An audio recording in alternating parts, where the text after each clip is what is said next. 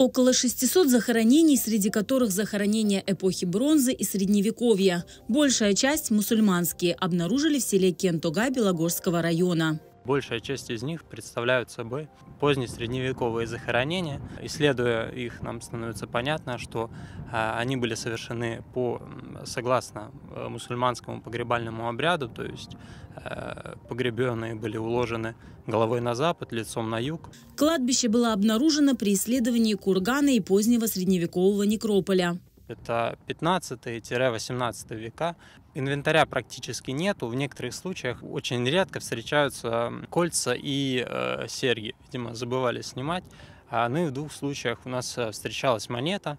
Одна монета середины 16 века. Башташ, то есть надмогильных плит, на могильнике не обнаружено. Да, в некоторых случаях у нас фиксируется каменная наброска над могилами. А в некоторых случаях также у нас вот есть следы дерева, то есть были какие-то гробовины. Несмотря на то, что на этом могильнике, на этом некрополе все погребения, они однообразные, у нас встречаются некоторые отхождения от мусульманского погребального обряда. То есть есть несколько случаев, когда рядом с погребенным были уложены кости животного. То есть видим отхождение от норм ислама, какие-то остатки доисламских верований.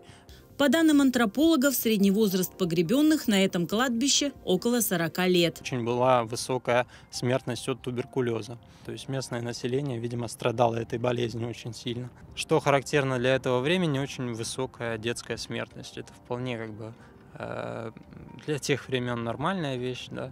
Тут около трети – это детские захоронения. В первую очередь это было связано с низким уровнем медицины в то время. Найденные человеческие останки исследуют антропологи. После исследований они будут перезахоронены. У нас появится возможность реконструировать жизнь обычного населения.